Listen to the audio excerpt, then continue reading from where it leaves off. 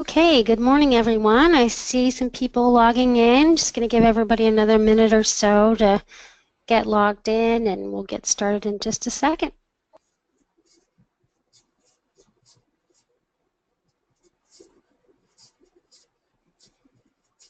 And while we're waiting, if you notice, there's a chat session down there. Uh-oh, I'm echoing over there. GA, if you want to go on mute for a second.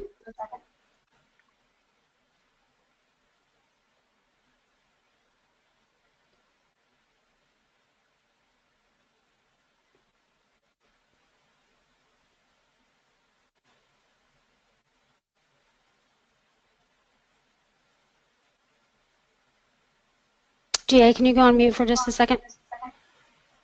I am muted. I'm unmuted now.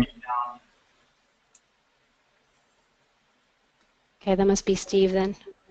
Okay.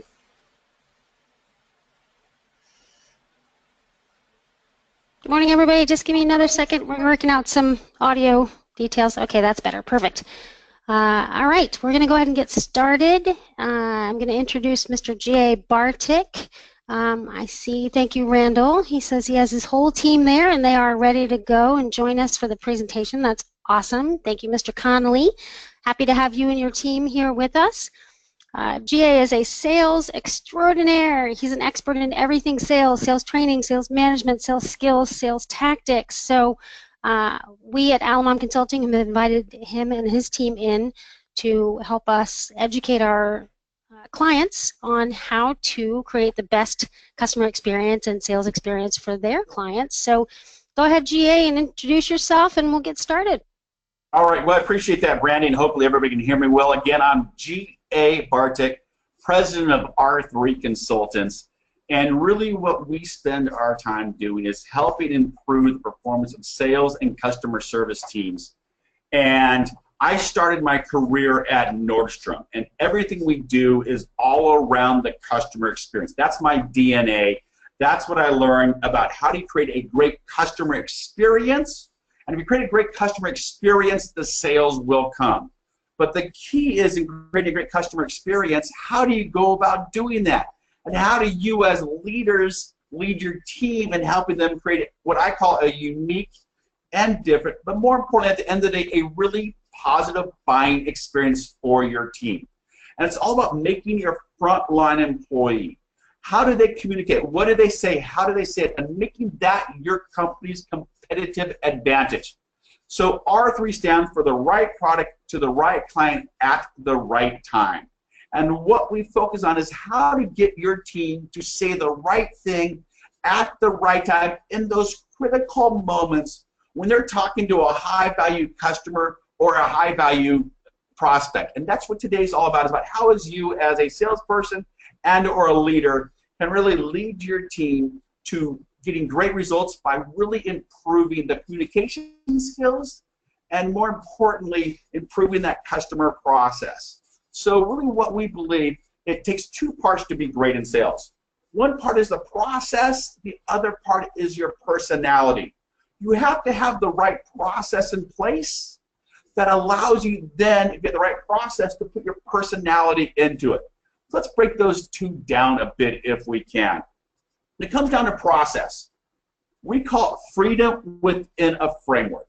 And really what we're looking for is giving our clients the right process of how do you communicate? How do you quickly build rapport and reduce resistance with a client? How do you then ask the right questions and listen? How do you really present a tailored solution that's benefit-rich and feature-light, but really ties into what you learned in discovery? And then after you present that tailored solution, we know for a fact that you're going to get some objections. So how do you overcome those objections in a non-confrontational manner? Then how do you ask for the order? So it's all about having the right process in place. And that's what we look at and we work with our clients. We take a look at what is your organization doing and what are the best practices that your top performers are doing, that if more people are doing these things, plus we take top performing behaviors and processes from all of our other clients and bring those into our clients. But it really comes down, do you have the right process? But more importantly, it's not a script, folks. We don't believe in scripts. And part of the reason we don't believe in scripts is, you know what? At the end of the day, they don't work. Most of the time, you can tell. Think about it. If you ever had somebody call you up and you can tell they're reading a script, here's the other piece. If you really script the process for your team, does the customer always follow their lines? No, they don't. So it's about having the right process. We call it freedom within a framework. You have your soccer field here. There you have your boundaries. You have your lines, positions, onsides, offsides. That's the process, but as a player, you're allowed to put your personality in between the lines. And that's what we mean by having the right process in place. Let me explain what I mean by that, because if you have the right process in place, it allows you to take the variable of the customer, put it into your process, and come up with a predictable conclusion. Let me explain what I mean by that if I can. Maybe you guys all can see this here. This here is a 3x5 card. And would you agree this 3x5 card, it's smaller than my face? Would you agree? So it'd be pretty tough to cut a hole in it large enough to put my face through. But if I have the right process in place, along with the right tools, I can quickly, efficiently, and effectively do what a moment ago looked impossible to do. But it's all about having the right process so I can execute that process quickly, efficiently, and effectively. When I have some, 65 people watching, I can hopefully come up with a predictable conclusion. And in this case, what's the predictable conclusion? It's a 3x5 card with a hole in it large enough to put my face through. Now, how was I able to do that? I had to have, one, the right process. I had to have the right tools. But I also needed to practice it enough so that I could execute the fundamentals in those critical situations. And that's part of the thing that we see most often with organizations, that they underestimate the amount of time, energy, effort it takes to become a great communicator. Like this morning before this webinar started, I was kind of rehearsing in my mind how I was going to kick it off and what I was going to say, how I was going to say it. And folks, in my mind, it was beautiful. Every word was slowly articulated. You all laughed at the right time. But does something ever happen? What you think you're going to say and what you actually say are what? Sometimes two totally different things. That's what a great process that allows you to do. It allows you to relax and let the process take over so you can truly focus on the customer. And let me tell you, the customer can feel that. This next part, though, is that personality. We don't want to create a bunch of little robots out there, but we want to work with clients and make sure you have the right process in place that allows your team to put their personality into that process. And that's when you start creating success, when you have the right process in place and allows them to put their personality into it so they can really, truly have a great conversation. And that, at the end of the day, is really what we're looking for. And how can you turn your team's conversation? It's not the products or services at the end of the day for most organizations. It's the one-on-one conversation that your sales team's having, your account managers team's having, your customer service team's having. Those conversations that are happening sometimes hundreds, if not thousands of times a day in lots of companies, is how can you create the right process to help your team have better conversations in those critical moments. And a big part of that is really about understanding your customers and really knowing what we call their emotional needs. Now, everybody has two types of needs. They have an illogical need and they have an emotional need. You know, I'm kind of casual today, but a lot of our clients, we do a lot of financial service clients, we do a lot of banking clients, we have to wear a suit and tie. So there I was at the store trying on my suit, and I walked out of the dressing room, and whenever you know when you have to try on a new suit, they get the tailor over, they put you on a little pedestal in front of the little three-way mirrors that kind of shows all my imperfections. So there I am, I'm talking to the salesperson, the tailor's kind of working on my suit, kind of pinning it up and stuff, and a young lady walks by and she says, "Wow, sir, that suit makes you look thin." At which point I turned to the salesperson and I said, "I'll take it." But here's the thing. When I got home, I told my wife, I said, "Honey, look at my beautiful new suit. I got it on sale." Now, why did I tell my wife I got it on sale? The reason I did is because I bought it emotionally, but I rationalized that purchase in my mind. I rationalized it logically. And here's the thing about this emotional and logical needs. People do not make decisions logically. They make them emotionally. But how do most salespeople sell? How many times have you sat there and watched your salesperson, or as a salesperson yourself, or you maybe right now, you may have presented a proposal where the customer says, oh my gosh, this looks great. You say, if you spend X with us and buy this product, you'll get a 10 times X ROI, and they still said no. Now think about it. If people made decisions logically, they would have to say yes to that 10X proposal. But do they always? No, they don't. Because most salespeople, they sell to the logical need. People don't make decisions logically. They make them emotionally, and then they rationalize them logically. And so the key is, do you truly understand your client's emotional needs? Do you understand their primary motivating factor? What gets them excited? Because here's the thing, folks. This is what we're talking about, is new school sales. Now, I'm sure a lot of you have been in sales a long time, and I think old school sales, and I've read tons of books, and I was there myself when I failed miserably in sales, where old school sales says, find their pain point, rub some salt in it, and if the pain is great enough, they will purchase from you. But what we find nowadays in all the research we do, that pain causes paralysis, but excitement causes movement. So think about a deal that's maybe stalled right now. Do you truly understand your client's emotional needs?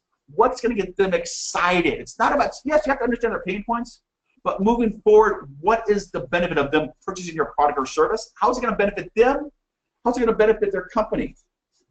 And that's the key to really understanding that emotional need, because that's where the purchase is made, in that emotional need versus the logical need. Because if people bought it logically, you would simply say, hey, buy our product, you're going to get a X amount of ROI. Logically, that makes sense. They'd have to say yes, but they don't, do they? And this is one piece where we see a lot of salespeople miss. They simply sell logically. They don't ask enough questions to truly understand your client's emotional needs. So this is where we talk about transitioning into discovery. And you can either do one of two things here. You can ask the right questions and listen, or you can launch into a sales pitch and talk. And how many times as a customer have you been in a situation where they ask one, maybe two questions, and bam, they start going, oh, I can solve your problem. They start going right into a sales pitch. And it always cracks me up, and our team talks about it a lot. When we go and work with our clients, we always hear that sometimes the new guys, they're getting beginner's luck. They're nailing it out there in the sales field. And when we look at it, why are they doing such a good job? Even though they're new, they don't know all the questions they ask. But here's the thing. They also don't have all the answers, so they have to ask great questions. The top salespeople, or more experienced salespeople, what do? They ask a couple of questions. Oh, I can solve your problem, and they start going into that sales pitch. And it's really about listening to understand versus listening to respond. So let me explain what I mean by that. Listen to understand versus listen to respond. I mean, how do most people listen? Have you ever talked to somebody, and as you're talking to them, they're going, they're waiting for you to take a little breath so they can jump in? Are they listening to understand, or are they listening to respond? So there I was in Chicago. I was speaking that day. It was late in the afternoon. I just got done with my class. My wife gives me a call. I'm like, hey, honey, what's going on? She goes, oh, I am so upset with your son, Jack. All of a sudden, he's my son. I'm like, well, what's going on, honey? And my wife says, well, I just dropped him off at his tennis lesson. When he got out of the car, Jack didn't have any shoes on. So I asked my wife the obvious question. Well, hey, honey, how come when Jack got out of the car, why did you look at his feet? Now, how well did that go over with Mrs. Bartek? Not so much. So I decided, though, I'm going to get out my shovel and dig just a little deeper hole, because why did she call me? She obviously called me to get help in solving her problem. So I'm like, well, hey, honey, you know, you still got time. I think at the tennis club there, I think they have a little pro shop. Maybe you can buy some shoes for Jack there. Or if need be, You can run up to Sports Authority. You still probably got time. Leave him at the tennis lesson for a few minutes. He can miss the first portion of it, get his shoes, then he can enjoy the rest of the tennis lesson. Again, why did Mrs. Bartek call me when I was 1,500 miles away? Did you want me to solve her problem? No. Was I listening to understand, or was I listening to respond? I was listening to respond, of course. So think about that. How are you listening? And can your customers really feel when you are listening to respond? And think about your team. Are they walking in? Do they know what questions to ask? Now, when it really comes down to knowing what questions to ask, it's really about really being able to then build a good battery of questions that really talks about a specific way of asking questions. Do you know their current situation? And do you know their desired situation? And in between those, that's what we call the buying gap.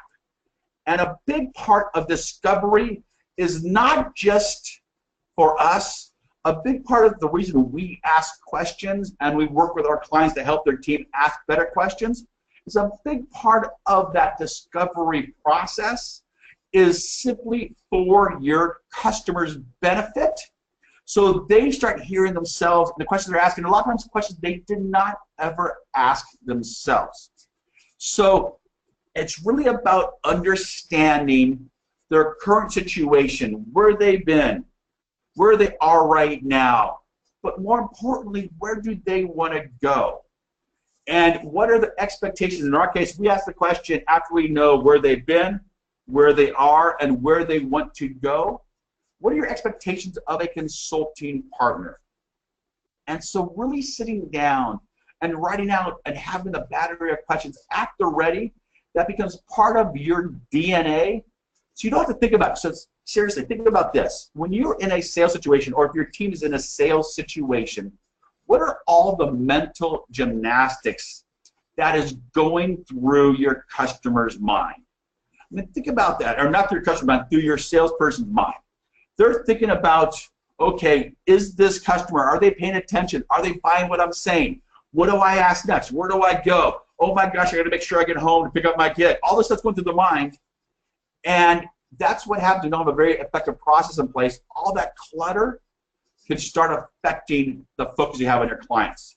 But when you have the right process in place, it allows you to relax and know the process is there, rely on the process, lean on the process, so you can lean into your client.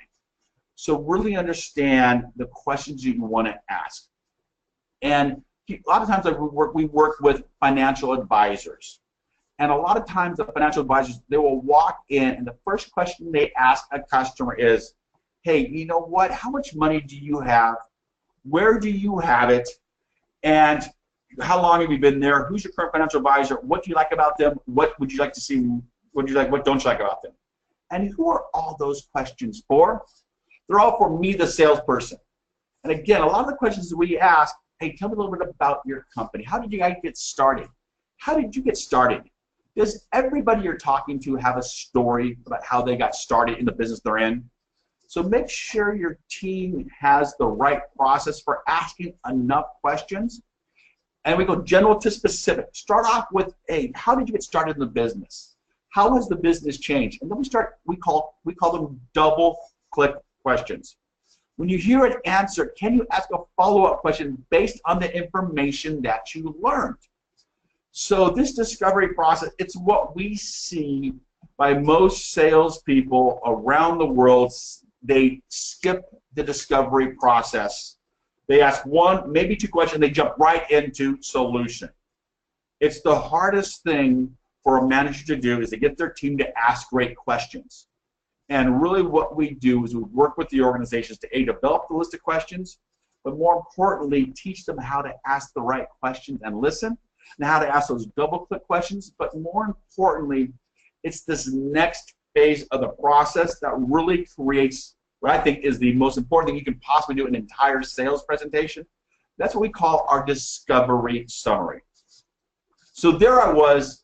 One of the first sales I made when I left Nordstrom and got into consulting was to Oakley Sunglasses. I actually called them up on a cold call, and they had a call center that was taking customer service calls where people are calling in to either get their lenses replaced, get the nose pads replaced, or get what they call their temples replaced.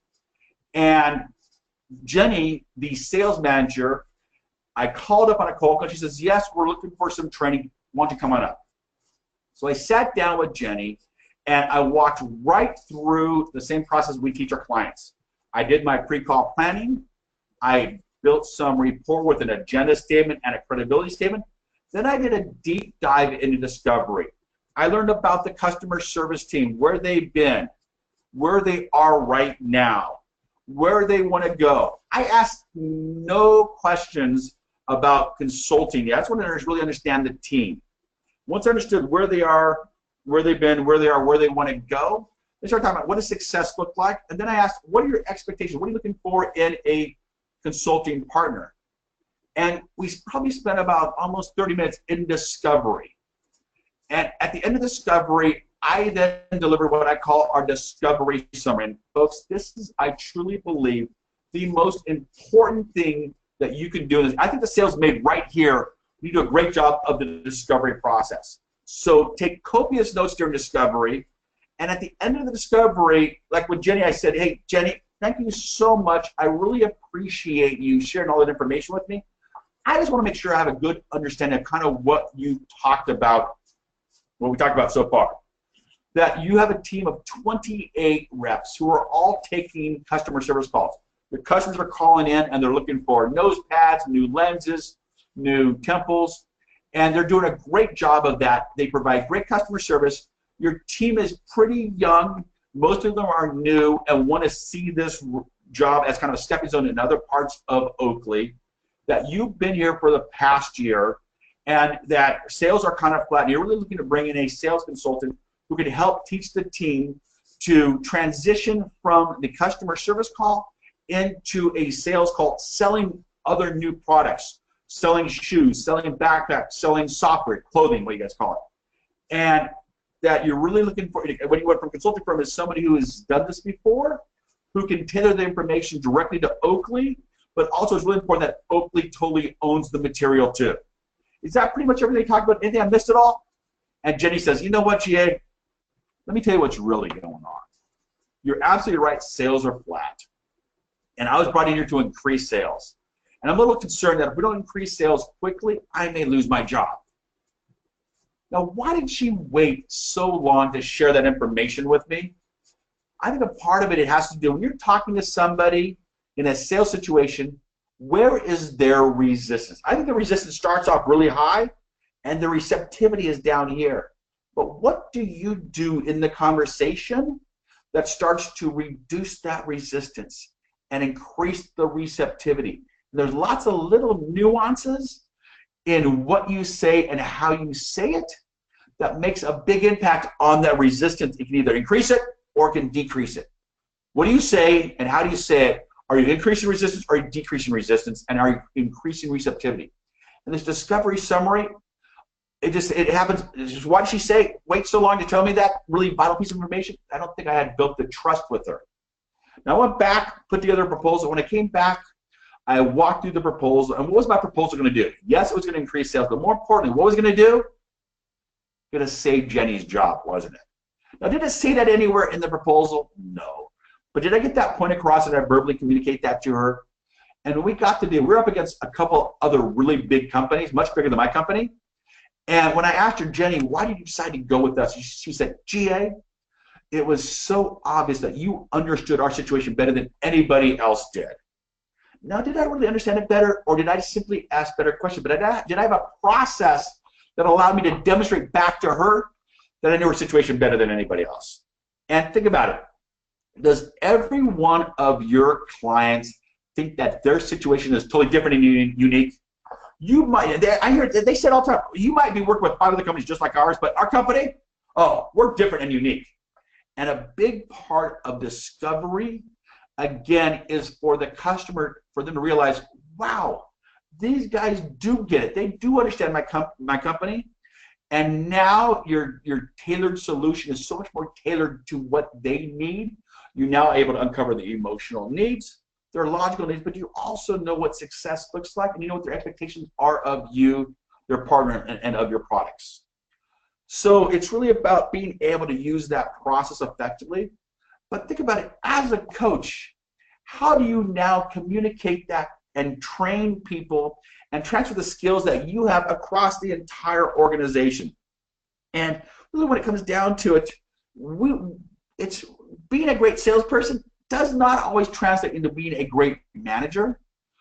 So we use what we call the skills transfer process. And the skills transfer process, it has 5 steps to it. Step number 1 is explain. Number 2 is demonstrate. Number 3 is practice with coaching. Number 4 is observe. And number 5 is feedback. Now here's what we usually see happen when we go into an organization. The manager's like, hey, come over here, sit down, watch me on this sales call. And they use that quote unquote watch me method. And folks, the watch me method is an extremely difficult way to learn. Most people do not learn by watching.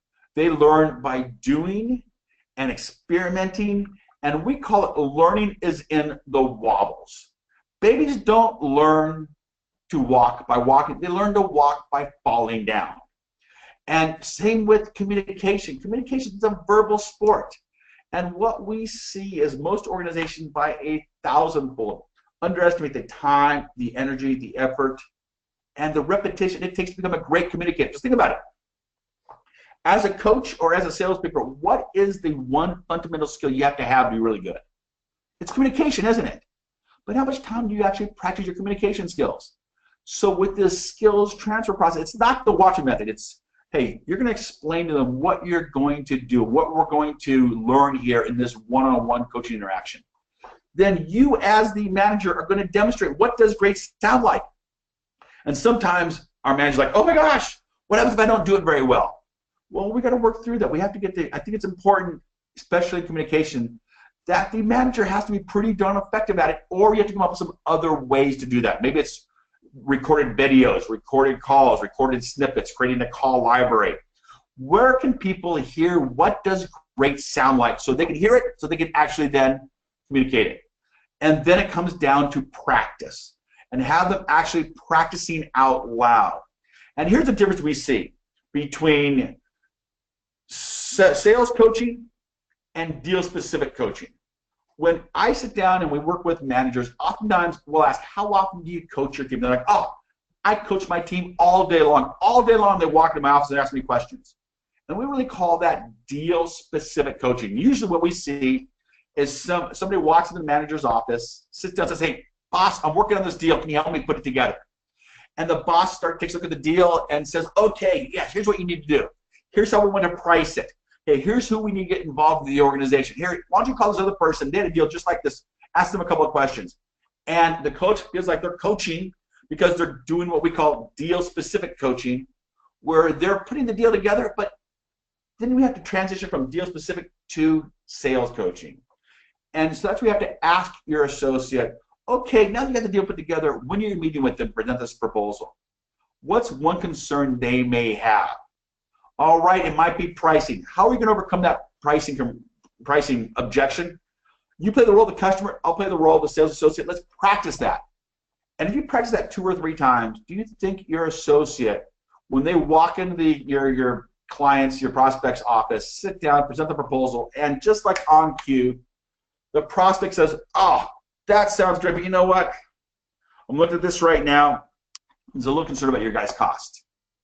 And you think that if your associate practiced that a few times with you, they will communicate more effectively at that moment of truth under pressure in front of that prospect? It's that practice that we see is so often missing from organizations.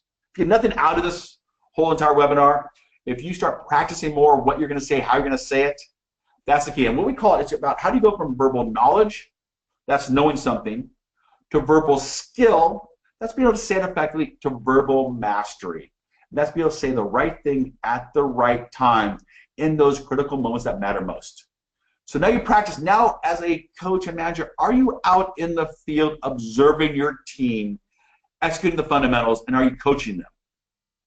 And our whole belief system is we call it coaching forward. How do you coach through the front windshield versus the rear view mirror? Here's what we see usually happens a lot of times on sales calls. You have your manager, you have your salesperson. They go on a sales call. You get back in the car, and the first question the sales manager usually asks the salesperson is, "Hey, how do you think that went?" And the salesperson says, "I thought it went great." And the coach says, "Yeah, I thought it went pretty good too. But how come we didn't talk about a new product we've been talking about for 3 weeks now?" And all of a sudden, the coach starts coaching through the rear view mirror. They start coaching through that last interaction. And folks, I don't care how good you are, none of us can change that last interaction, can we? We spend all the time trying to do that, don't we? So quit coaching through the rear view mirror. Start coaching through the front windshield. You can't change that last interaction, but can you change the next interaction? Absolutely. So what they did in the last interaction is somewhat irrelevant, because as soon as you start picking on the last interaction, watch your salespeople get defensive about what they did or did not do. So what you got to do is quickly move it forward. Hey, on this next call, one of the things we want to work on is how can we communicate our new product? Let's practice that right now. And again, if you practice it right now, they know the expectation. Do you think on the next interaction, they will be able to execute that more effectively? And so how do you give that feedback? And how do you let the person know what they're doing specifically and what they need to do to get even better? So again, the 5 steps to what we call skills transfer. Take the skills that you have and transfer to the rest of your team. You explain what you're going to do and how you're going to do it. You then demonstrate it. You have them practice it until you feel they're efficient and effective at it. Then you observe them and you give feedback. It really comes down to, as a coach, you really need to be conscious of what you do. And we call it becoming the conscious, competent coach. So that's a picture. That's not me nor my son. But my son, Jack, he was 15 and a half. He got his permit. And we were going to teach him how to drive. So I took him over to the high school, and I handed him the keys of the car. He got in the car, and he had absolutely no idea how to start the car. I was so happy about that. Why? Because I was pretty sure Jack had not been sneaking out like I did as a kid and out driving mom and dad's car.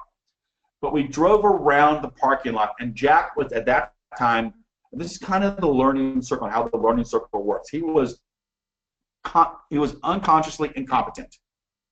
Unconsciously incompetent, meaning he didn't know what he did not know. But once I started taking him around the parking lot, he did an online class, and he did some behind the wheel with a professional driving instructor. He quickly became consciously incompetent. He now knew what he did not know. And so he'd get in the car and he'd go smog, seatbelt, mirrors, over the shoulder, go, smog. And he was very conscious about what he was doing. All right. And then it took about 6 months or so before he got his license. He went from being unconsciously incompetent to being consciously incompetent to then being consciously competent. Meaning he now knew what he needed to do, and he was pretty good at it. But where did most people go? Now think about, how did you drive to work today? You had a coffee cup in one hand. Was your hand on the steering wheel? No, it was probably over here, texting with the other hand, driving with your knees. But all of a sudden you showed up at work, didn't you? You were unconsciously competent. Same thing happens with salespeople. They become unconsciously competent. I mean, they start just doing things without thinking about it. Now you as the coach need to be able to observe, what are your top performers doing? What do you want to see more of or less of, and become conscious of those elements, and then become a competent coach on how you teach people how to do that. It's all about becoming the competent, conscious coach. So we really covered a lot of material today, and just thinking about, putting this into practice, we're working with Rogers Communications. It's a client of ours, and one of the issues they're having, Rogers Communications, you don't know them, they're the Sprint, Verizon, AT&T Mobile, all put into one company up in Canada. And so they brought us in. They wanted to increase their revenue on inbound calls, but they also, a big scorecard piece for them was their Net Promoter Score. And their Net Promoter Score at the time was in the single digits. And they wanted to increase that. We put a foundational sales program in place along with a leadership and coaching program, and then put certification in that. We trained about 480 reps in 7 different locations to communicate more effectively. We gave them the framework. We taught them the nuances of communication, and we had them practice it enough so they became competent in those key moments when they're talking to a new customer. They have seen an 86% increase in Net Promoter Score, which is unheard of. The division we're working with is by far the best division when it comes to Net Promoter Score in all of Rogers. But more importantly, we're able to prove that if you have a better conversation leads to a better Net Promoter Score, which then leads to increased revenue. And so we were going for Net Promoter Score and a better conversation, knowing that if we do that, it'll increase the revenue.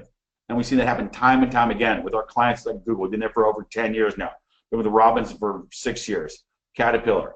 So it's all about having the right process in place as a salesperson, practice it enough so you can say the right thing at the right time in those critical moments.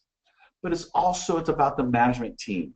And it's about really being able to lead the team effectively and be able to transfer the skills that you have as a great salesperson and take the best practices from the rest of your team and your organization and instill those into your current team. And when you do that, your onboarding happens much quicker. Your new employees, they get up to speed much faster. Your current employees, they become more effective, all because they're communicating more effectively. And we truly believe that when people are better communicators, it helps everything they do in their life. And so I just want to leave you with one last thought before we dive into questions. It's all about creating a vision of what success looks like. Now, I'm not sure if any of you ever heard of Monty Roberts. Monty Roberts, as a young man, he was in high school, was a senior in high school, and he lived in Dallas, Texas. He was very, very poor. His father was a rancher, and they would go from ranch to ranch as a dad as a ranch hand. And Monty was a poor student. So there was in high school, and his English teacher gave them an assignment. And the assignment was, you need to go home and write, where do you think you'll be 20 years from now? And Monty went home and started talking to his dad and said, Dad, I got this assignment. Where do you think I'm going to be? I don't know where I'm going to be. And his dad said, son, I can't help you. I got work to do. You're on your own. So Monty started to sit after dinner that Friday night, started writing, thinking about where does he want to be 20 years from now? And he kind of got into it. And he spent most of Saturday writing up where he thinks he wanted to be. And when he realized he wanted to be a rancher himself, but he wanted to own his ranch. He didn't want to work for someone else. He wanted to own a ranch that raised beautiful Arabian horses, that people would come from all around the world to purchase his Arabian horses. He wanted to have a 400-acre ranch. And in his paper, he actually drew out the ranch, and he wanted to have a home of his own. So he drew in the plan for this ranch a 4,000 square foot house with great detail, with this great room, with this beautiful fireplace, and he got super excited about it. And for the first time in his life, he actually put some real effort into his homework. He went that Monday, he went to teach, he went to school, handed the paper in, was super proud of it, super excited. He waited Tuesday, Wednesday, Thursday, Friday, finally the teacher gives the papers back. She puts the paper upside down on Monty's desk.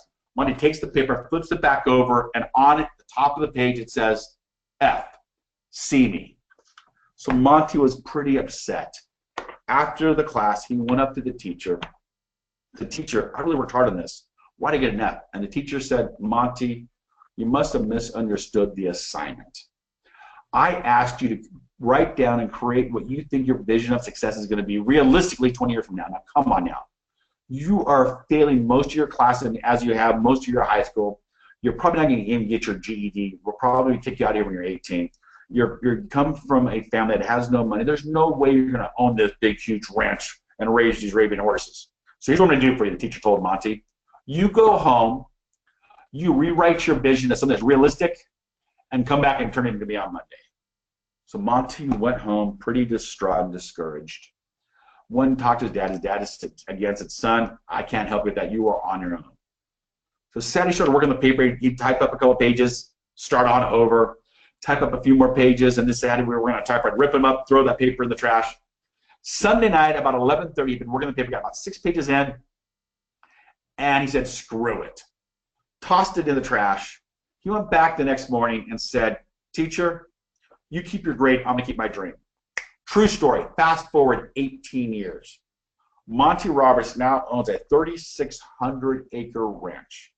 He has a 4,600 square foot home, and he now tours kids through his ranch and through his high school, through his house.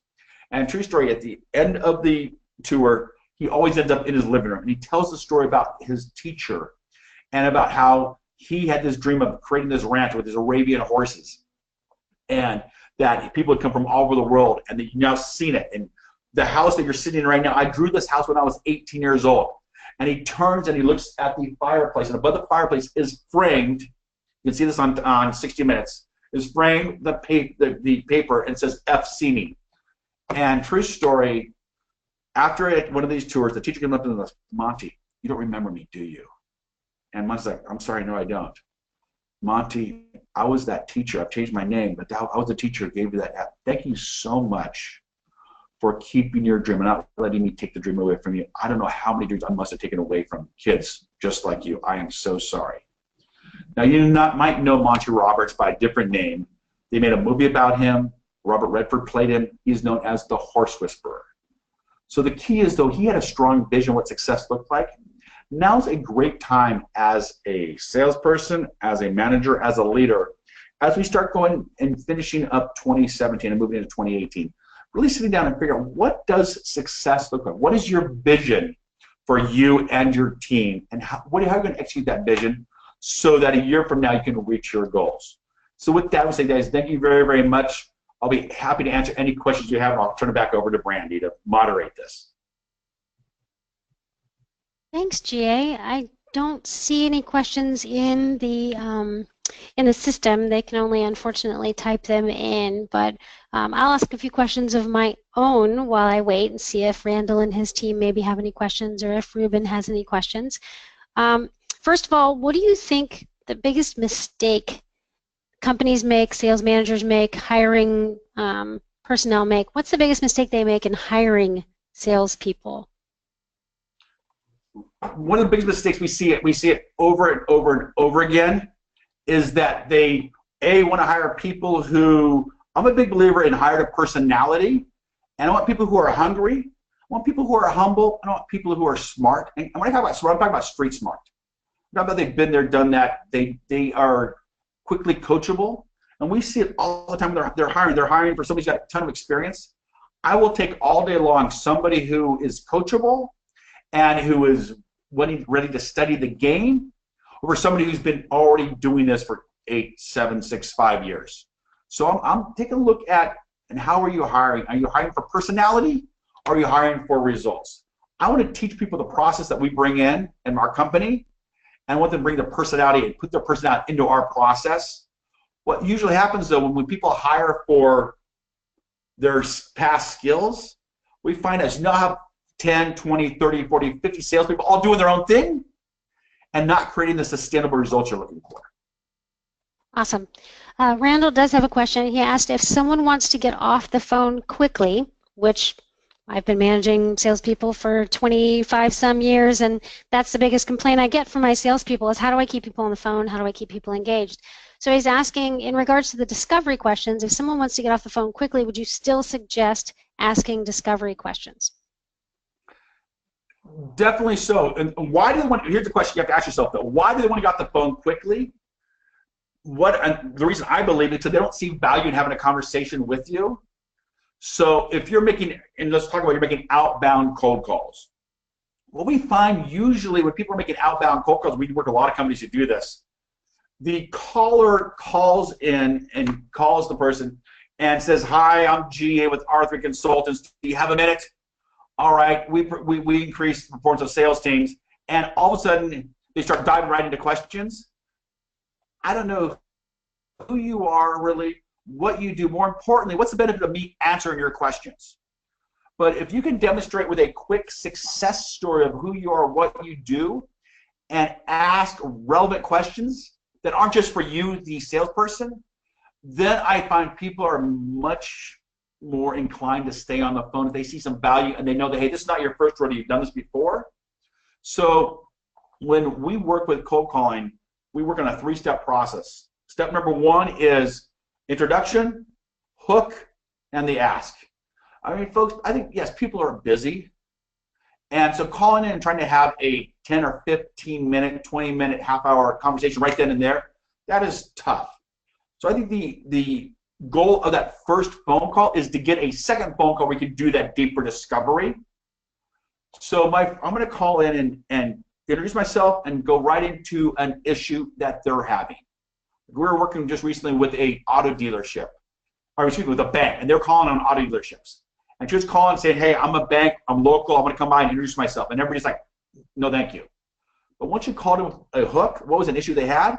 When you called and said, hey, one of the issues we know, we specialize in working with auto dealerships. One of the issues we know that auto dealerships have every single day is getting quick 24-hour notification on non-sufficient fund checks. Is that an issue you're having?